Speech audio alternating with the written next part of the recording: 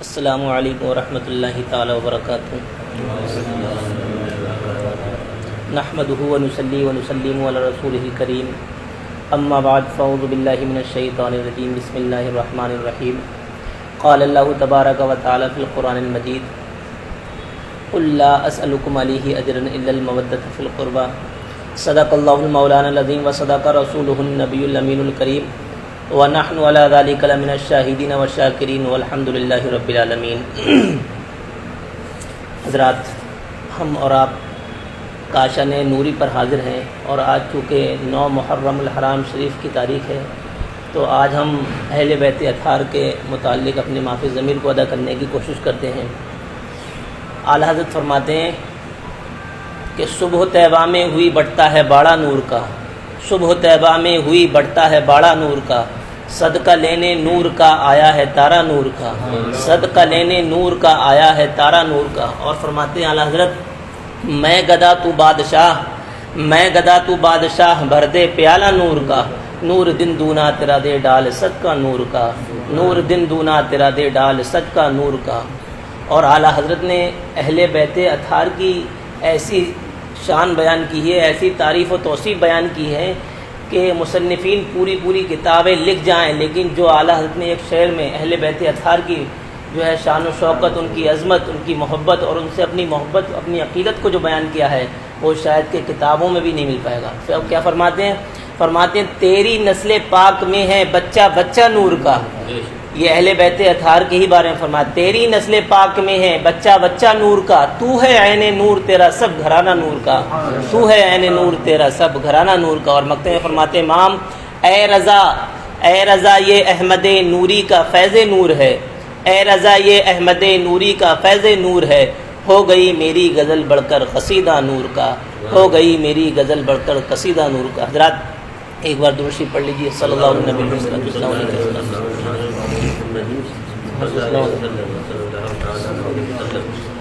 خطبہ مسنونہ میں نے جس آیت کریمہ کی تلاوت کا شرف حاصل کیا، اللہ فرماتا ہے قل لا اسألکم علیہ اجرا الا المودۃ فی القربى۔ اللہ حضور سے فرما رہا ہے، قل اے محبوب آپ فرما دیجئے، کیا فرما دیجئے؟ لا اسألکم علیہ اجرا، میں تم سے کوئی اجرت نہیں چاہتا ہوں، میں تم سے کوئی معاوضہ نہیں چاہتا ہوں، الا المودۃ فی القربى، مگر یہ کہ تم میرے اہل قرابت سے، تم میرے اہل بیت سے محبت کرو، تم میرے قرابت داروں سے محبت کرو۔ یہ حضور فرما رہے ہیں، اللہ رب العزت نے حضور سے فرمایا آپ فرما دیجئے، تو حضور امت محمدیہ سے فرما رہے ہیں میں تم سے کچھ معاوضہ نہیں چاہتا۔ چونکہ یہ آیت کریمہ اس وقت نازل ہوئی، مفسرین فرماتے ہیں کہ جب حضور نبی کریم علیہ الصلاۃ والتسلیم کو صحابہ اکرام نے دیکھا کہ حضور ہمہ وقت جو ہے اللہ کے پیغام بندوں تک پہنچانے میں مصروف رہتے ہیں، تمام وقت احکام الہیہ کو بندوں تک پہنچانے میں مصروف رہتے ہیں، تو ظاہر سی بات ہے کہ حضور کا کھانا دانا اور ان کے نان و نفقہ کا ذمہ جو ہے ہم لوگوں کو ادا کرنا چاہیے۔ یعنی حضور کی جو اہل قرابت ہیں، حضور کے جو گھر والے ہیں، ان کے کھانے پینے کا سامان ہمیں مہیا کرنا چاہیے۔ تب اس وقت یہ آیت کریمہ نازل ہوئی تھی، لا اسألکم علیہ اجرا، میں تم سے کوئی اجرت نہیں چاہتا۔ یعنی حضور نے جو تبلیغ رسالت فرمائی ہے، یعنی اللہ کے پیغام جو اپنے بندوں تک پہنچائے ہیں، تو حضور فرماتے ہیں میں تم سے اس پر کچھ اجرت نہیں چاہتا ہوں، کچھ معاوضہ نہیں چاہتا ہوں۔ جس طریقے سے ماقبل میں انبیاء کرام آئے اور انہوں نے جو ہے اللہ کی وحدانیت کو لوگوں تک بیان کیا اور اللہ کے احکام کو بندوں تک پہنچایا، انہوں نے اس پر کچھ اجرت نہیں چاہی، انہوں نے اس پر کچھ معاوضہ نہیں چاہا، تو حضور فرماتے ہیں میں بھی تم سے کچھ اجرت اور کچھ معاوضہ نہیں چاہتا، لیکن البتہ اتنا ہے کہ میں یہ چاہتا ہوں کہ تم میری قرابت داروں سے محبت کرو۔ ایک سوال یہ پیدا ہوتا ہے کہ حضور تو مالک کونین ہیں، یعنی خالق کل نے حضور کو مالک کل بنایا، یعنی خالق کل اللہ ہے، یعنی دنیا میں ہر چیز کا پیدا کرنے والا اللہ رب العزت ہے، تو اللہ رب العزت نے اپنے محبوب کو تمام چیزوں کا مالک بنایا۔ اب جو جس چیز کا مالک ہو تو اس کو کیا ضرورت پڑتی ہے وہ کسی سے کچھ مانگے، کسی سے کچھ طلب کرے؟ تو یہاں یہ فرمایا گیا میں تم سے کچھ معاوضہ نہیں چاہتا ہوں، البتہ یہ تم میری قرابت داروں سے محبت کرو۔ تو یہ بھی تو سوال کرنا ہوا کہ تم میرے قرابت داروں سے محبت کرو، تو فرمایا یہ جو فرمایا تم میرے قرابت داروں سے محبت کرو، تو اس میں ہمارا ہی فائدہ ہے، کیونکہ اللہ رب العزت یہ چاہتا ہے کہ امت محمدیہ کے جب افراد اس کے اللہ اس کے رسول پر جب ایمان لے آئے، تو اللہ رب العزت یہ چاہتا ہے کہ یہ ایمان پر قائم رہیں۔ تو ایمان پر کیسے قائم رہیں گے جبکہ ہم اللہ اس کے رسول کی محبت کے ساتھ ساتھ اہل بیت اطہار سے محبت کریں؟ اب آیا یہ جو آیت کریمہ میں یہ فرمایا گیا الا المودۃ فی القربہ، تو میرے قرابت داروں سے محبت کرو، تو قرابت دار یہ کون ہیں؟ تو علامہ جلال الدین سیوطی نے فرمایا جب یہ آیت کریمہ نازل ہوئی تو صحابہ اکرام یہ عرض کرنے لگے یا رسول اللہ صلی اللہ علیہ وسلم یہ اہل قرابت آپ کے کون ہیں، یہ قرابت دار آپ کے کون ہیں، کون آیت کریمہ مراد ہے؟ تو حضور نے فرمایا اس سے علی، فاطمہ، حسن اور حسین مراد ہیں۔ سبحان اللہ، کون کون؟ حضرت علی، حضرت فاطمہ، حضرت امام حسن اور امام حسین مراد ہیں۔ سبحان اللہ۔ تو آپ کو معلوم چل گیا ہوگا کہ یہاں پہ آیت کریمہ میں جو اہل قرابت سے محبت کا حکم دیا جا رہا ہے، مودت کا حکم دیا جا رہا ہے، وہ حضرت علی، حضرت فاطمہ اور حضرت امام حسن اور امام حسین ہیں۔ ہاں تو میں یہ کہہ رہا ہوں حضور مالک کونین ہیں۔ حضور کیسے مالک کونین ہیں کہ اعلیٰ حضرت فرماتے ہیں مالک کونین ہیں پاس گو کچھ رکھتے نہیں، مالک کونین ہیں پاس گو کچھ رکھتے نہیں، دو جہاں کی نعمتیں ہیں خالی ان کے ہاتھ میں، دو جہاں کی نعمتیں ہیں خالی ان کے ہاتھ میں۔ تو یہ لفظ خالی کے بھی دو معنی بیان کیے گئے ہیں، یعنی دو جہاں کی نعمتیں حضور کے ہاتھ میں ہیں، اور کیا فرمایا؟ خالی ان کے ہاتھ میں۔ تو اس خالی کے دو معنی ہیں، جیسے ہم کہیں جاتے ہیں اور لوگ کھانے پینے میں مصروف ہوتے ہیں تو کہتے ہیں کھانا کھا لیجیے، تو ہم کہتے ہیں نہیں پیٹ بھرا ہوا ہے۔ جب کوئی زیادہ بضد ہوتا ہے تو ہم کہتے ہیں نہیں صرف پانی دے دیجیے، یعنی خالی پانی دے دیجیے۔ تو مراد کیا ہوتا ہے کہ صرف پانی مراد ہے، حالانکہ ہمارا پیٹ تو بھرا ہوا ہے، لیکن پھر بھی ہم یہ کہہ دیتے ہیں آپ زیادہ کہہ رہے ہیں تو اس پر زیادہ اصرار کر رہے ہیں، اس بنیاد پر صرف یعنی خالی پانی دے دیجیے۔ تو مراد یہ ہے کہ دو جہاں کی نعمتیں ہیں خالی ان کے ہاتھ میں، یعنی صرف حضور کے ہاتھ میں دو جہاں کی نعمتیں ہیں، یہ مطلب ہے، اور دوسرے آذر ہے اس کا بیان نہیں ہے۔ یا پھر لفظ خالی کا مطلب یہ ہے کہ حضور کا ہاتھ بظاہر تو خالی ہے، جیسے ہم کہتے ہیں گلاس بھرا ہوا ہے خالی، تو پانی نہیں ہوتا ہے تو ہم کہتے ہیں خالی ہے، تو مطلب خالی کا مطلب ایک یہ بھی ہوتا ہے، یعنی خالی ہے مطلب کچھ بھی نہیں ہے۔ تو مطلب یہ ہے کہ حضور مالک کونین ہے، پاس کو کچھ رکھتے نہیں، دو جہاں کی نعمتیں ہیں خالی ان کے ہاتھ میں، یعنی بظاہر تو حضور کے ہاتھ خالی ہیں لیکن دونوں جہاں کی نعمتیں ہیں ان خالی ہاتھ میں۔ اور اعلیٰ حضرت کے بھائی علامہ حسن فرماتے ہیں کہ خالق کل نے آپ کو مالک کل بنا دیا، دو جہاں کی نعمتیں ہیں آپ کے قبضہ و اختیار میں۔ اور سیدی سرکار حضور مفتی اعظم ہند کی نظر اس شعر پہ پڑی تو انہوں نے اس مفہوم کو اس انداز میں ادا کیا، فرمایا کھاتے ہیں تیرے در کا، کھاتے ہیں تیرے در کا، پیتے ہیں تیرے در کا، دانا ہے تیرا دانا، پانی ہے تیرا پانی۔ اور جب حضور تاج الشریعہ کی نظر اس مفہوم پر پڑی تو آپ نے اس کی عکاسی اس طور پر کی، فرمایا جہاں بانی عطا کر دیں، جہاں بانی عطا کر دیں، بھری جنت ہبا کر دیں، نبی مختار کل ہے جس کو جو چاہیں عطا کر دیں، نبی مختار کل ہے جس کو جو چاہیں عطا کر دیں۔ آپ تاریخ اٹھا کر دیکھیں، فرمایا نبی مختار کل ہے جس کو جو چاہیں عطا کر دیں، جہاں بانی عطا کر دیں، بھری جنت ہبا کر دیں۔ حضرت عکاشہ اور حضرت ربیعہ نے جنت مانگی تھی حضور سے، تو حضور نے ان کو جنت ہبا کی۔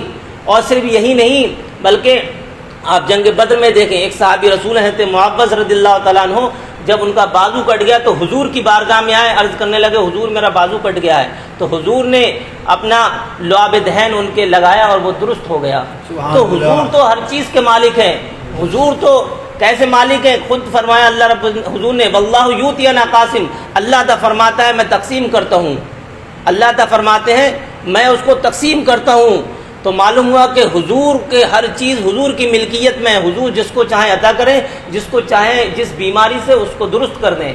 تو معلوم ہوا کہ جہاں بانی عطا کر دیں، بھری جنت ہبا کر دیں، نبی مختار کل ہیں جس کو جو چاہیں عطا کر دیں۔ تو حضرات ہمیں اہل بیت اطہار سے محبت کرنا ہے، اور کب تک کرنا ہے؟ تو اعلیٰ حضرت نے فرمایا لحد میں عشق رخ شہ کا داغ لے کے چلیں، لحد میں عشق رخ شہ کا داغ لے کے چلیں، اندھیری رات سنیتی چراغ لے کے چلیں، اندھیری رات سنیتی چراغ لے کے چلیں۔ تو معلوم ہوا کہ قبر تک، مرنے تک، یعنی تا دم حیات جب تک ہم زندہ رہیں ہمیں اہل بیت اطہار سے محبت کرنا ہے۔ اور رہا یہ جب ہم اہل بیت اطہار سے محبت کریں گے تو ہم کو کیا ملے گا؟ تو اعلیٰ حضرت نے اس مفہوم کو بھی ادا کیا ہے، لیکن اس کے لیے ہمیں کسی اہل سلوک، اہل اللہ، صاحب دل کی بارگاہ میں جانا ہوگا، ان کی قبر پہ جانا ہوگا اور ان سے پوچھنا ہوگا کہ آپ نے دنیا میں رہ کر اہل بیت اطہار سے، صحابہ اکرام سے، اللہ اس کے رسول سے محبت کی تو تمہیں کیا ملا؟ تو وہ یہی فرماتے نظر آئیں گے خاک میں مر کے آرام سے سونا ملا، خاک میں مر کے آرام سے سونا ملا، جان کی اکسیر ہے الفت رسول اللہ کی، جان کی اکسیر ہے الفت رسول اللہ کی۔ حضرات ہم اہل سنت و جماعت ہیں، ہمارا عقیدہ یہ ہے کہ کہ ہمیں اہل بیت اطہار سے بھی محبت کرنا ہے، صحابہ اکرام سے بھی محبت کرنا ہے، یاد رکھیں آپ صرف اہل بیت اطہار سے محبت کرتے ہیں تب بھی آپ کا ایمان کامل نہیں ہے، آپ صرف صحابہ اکرام سے محبت کرتے ہیں اہل بیت اطہار کو چھوڑ کر تب بھی آپ کا ایمان کامل نہیں ہے۔ ایمان کامل کب ہے؟ جب ہم اہل بیت اطہار کی محبت کے ساتھ ساتھ صحابہ اکرام سے بھی محبت کریں، بلکہ حضور نے ان کی محبت کو علامت ایمان قرار دیا ہے، ایمان کی علامت بتایا ہے، یعنی اگر ان سے محبت، صحابہ کرام سے محبت نہیں ہے اور اہل بیت اطہار سے محبت کرتا ہے، یا اہل بیت اطہار سے بغض رکھتا ہے، صحابہ کرام سے محبت کرتا ہے، تو ایسا شخص مومن نہیں ہے۔ بلکہ مومن کون ہے؟ فرماتے ہیں اعلیٰ حضرت، اہل سنت کا ہے بیڑا پار اصحاب حضور، اہل سنت کا ہے بیڑا پار اصحاب حضور نجم ہے اور ناؤ ہے عطرت رسول اللہ کی، یعنی فرمایا اصحاب حضور کو نجم فرمایا، نجم کا معنی آتا ہے ستارہ، یعنی اصحاب حضور نجم ہے اور ناؤ ہے عطرت رسول اللہ کی، یعنی جب سمندر میں کشتی چلتی ہے، نجم کا معنی آتا ہے کشتی، جب کشتی سمندر میں چلتی ہے تو اس کے چلنے کے لیے ستاروں کی ضرورت ہوتی ہے، تو معلوم ہوا کہ صرف ہم سمندر میں کشتی سے ہی پار نہیں ہو سکتے، صرف ستاروں سے ہی پار نہیں ہوتے، بلکہ ہم کو جو ہے کشتی کے ساتھ ساتھ، چونکہ جو ہے ہمیں کشتی کے ساتھ ساتھ جو ہے ستاروں کی بھی ضرورت ہے، اس لیے اعلیٰ حضرت نے فرمایا اہل سنت کا ہے بیڑا پار اصحاب حضور نجم ہے اور ناؤ ہے عطرت رسول اللہ کی، نجم ہے اور ناؤ ہے عطرت رسول اللہ کی۔ ایک حدیث حضرت زید بن ارقم سے مروی ہے، حضرت زید بن ارقم کہتے ہیں ان زید بن ارقم ان رسول اللہ صلی اللہ علیہ وسلم قال، حضرت زید بن ارقم سے مروی ہے کہ حضور نے فرمایا لعلی و فاطمۃ و فاطمۃ والحسن والحسین، اب کیا فرمایا؟ حضرت علی، حضرت فاطمہ، حضرت امام حسن، امام حسین کے متعلق فرمایا انا حرب من حاربتم، یعنی جن نے ان سے، یعنی کس سے؟ حضرت علی، حضرت فاطمۃ الزہرا رضی اللہ عنہا، حضرت امام حسن، امام حسین رضی اللہ عنہما سے جو ہے جس نے، حرب کا معنی آتا ہے جس نے بغض کیا، جس نے عداوت رکھی، حضور فرماتے ہیں میری بھی اس سے عداوت ہے۔ فرمایا انا حرب من حاربتم، جنہوں نے ان سے جو ہے جنگ کی ان سے میری بھی جنگ ہے، اور فرمایا وسلم من سالمتم، جنہوں نے ان سے صلح رکھی، جنہوں نے ان سے جو ہے مسالمت کی تو اس سے میری بھی مسالمت ہے۔ تو اس حدیث سے معلوم چلتا ہے کہ جس کی اہل بیت اطہار سے اسی کی محبت ہوگی جو حضور سے محبت کرتا ہے، جو اہل بیت اطہار سے محبت کرتا ہے وہ حضور سے محبت کرتا ہے، جو اہل بیت اطہار سے بغض رکھتا ہے وہ گویا کہ حضور نبی کریم صلی اللہ علیہ وسلم سے بغض رکھتا ہے۔ تو یاد رکھیں جو اہل بیت اطہار سے محبت کرے ہم اہل سنت بھی اس سے محبت کریں گے، اور جو اہل بیت اطہار سے بغض رکھے تو ہم اہل سنت بھی اس سے بغض رکھیں گے۔ یہی وجہ ہے کہ حضرت امیر معاویہ رضی اللہ تعالیٰ عنہ سے ہماری صلح ہے، کیونکہ امام حسن رضی اللہ تعالیٰ عنہ نے ان سے صلح فرمائی۔ تو کیا فرمایا کہ جس نے اہل بیت اطہار سے صلح کی، یعنی جن نے جن سے اب بغاوت نہیں کی بلکہ ان سے صلح کی اور محبت کی، تو ہم اہل سنت کی بھی اس سے صلح ہے۔ اس لیے حضرت امیر معاویہ رضی اللہ تعالیٰ عنہ سے حضرت امام حسن نے صلح فرمائی تو ہماری بھی صلح ہے۔ اور یزید پلیس سے امام حسین نے صلح نہیں فرمائی، اس کے ہاتھ پر بیعت نہیں کی، تو ہماری بھی یزید پلیس سے آج جو ہے صلح نہیں ہے بلکہ ہماری اس سے عداوت ہے۔ لیکن تعجب ہوتا ہے، آج لوگ کھاتے تو ہیں حسین کے نانا کا، لیکن گاتے ہیں یزید کا۔ ان کو سوچنا چاہیے کہ یزید، یاد رکھیں یزید کے متعلق ہمارے علماء اکرام میں 3 گروہ ہیں، بعض نے اس کو کافر کہا ہے، بعض نے اس کو مومن مانا ہے، اور بعض نے سکوت اختیار کیا ہے۔ جنہوں نے کافر کہا ہے ان کے نزدیک یزید جہنمی ہے، اور جنہوں نے مومن مانا ہے ان کے نزدیک یزید جنتی ہے، اور جنہوں نے نہ مومن مانا ہے نہ کافر مانا ہے بلکہ سکوت اختیار کیا ہے تو ان کے بارے میں نہ جنت میں جائے گا وہ نہ جہنم میں جائے گا۔ تو اس کے قائل کون ہیں؟ اس کے قائل امام اعظم ابو حنیفہ ہیں جن کی ہم اور آپ تقلید کرتے ہیں، انہی کی اتباع میں جو ہے اعلیٰ حضرت نے بھی یہی فرمایا کہ ہم بھی سکوت اختیار کرتے ہیں۔ تو خیر گفتگو زیادہ بڑھ رہی ہے، میں اپنی گفتگو کو یہیں ختم کرتا ہوں۔ میرے سمجھانے کا مطلب آپ کو یہی ہے کہ ہمیں اہل بیت اطہار سے محبت کرنا ہے، اور اعلیٰ حضرت نے اس محبت کو کر کے دکھایا۔ آپ نے اس واقعے کو سنا ہوگا، پالکی والا واقعہ، وقت زیادہ ہو رہا ہے، واقعہ بتانا مقصود نہیں ہے، لیکن یہ بتانا مقصود ہے کہ ہمیں اہل بیت اطہار سے محبت کرنا ہے۔ حیات اعلیٰ حضرت میں علامہ ظفر الدین بہاری نے ایک بات لکھی، فرمایا میں نے اپنی پوری زندگی میں اعلیٰ حضرت سے زیادہ سیدوں سے محبت کرنے والا، اہل بیت اطہار سے محبت کرنے والا کسی کو نہیں پایا۔ حتیٰ کہ ایک واقعہ بیان کرتے ہیں، 1 منٹ میں بیان کر کے رخصت ہونا چاہتا ہوں، کہ فرمایا اعلیٰ حضرت کی بارگاہ میں 2 لوگ پڑھتے تھے، ایک مولانا نور محمد رحمۃ اللہ علیہ، ایک سید قناعت علی رحمۃ اللہ علیہ، یہ 2 طالب علم اعلیٰ حضرت کی بارگاہ میں پڑھتے تھے۔ دونوں اعلیٰ حضرت کے شاگرد تھے. تو ایک دن مولانا نور محمد رحمۃ اللہ علیہ نے مولانا سید قناعت علی رحمۃ اللہ علیہ کو ان کا نام لے کر پکارا, کہا قناعت علی, قناعت علی. جب اعلیٰ حضرت اندر تھے, اپنے کاشانہ مبارکہ میں تھے, اپنے دولت قدے کے اندر تھے, جب اعلیٰ حضرت نے یہ سنا تو فوراً مولانا نور محمد کو طلب کیا اور بلایا.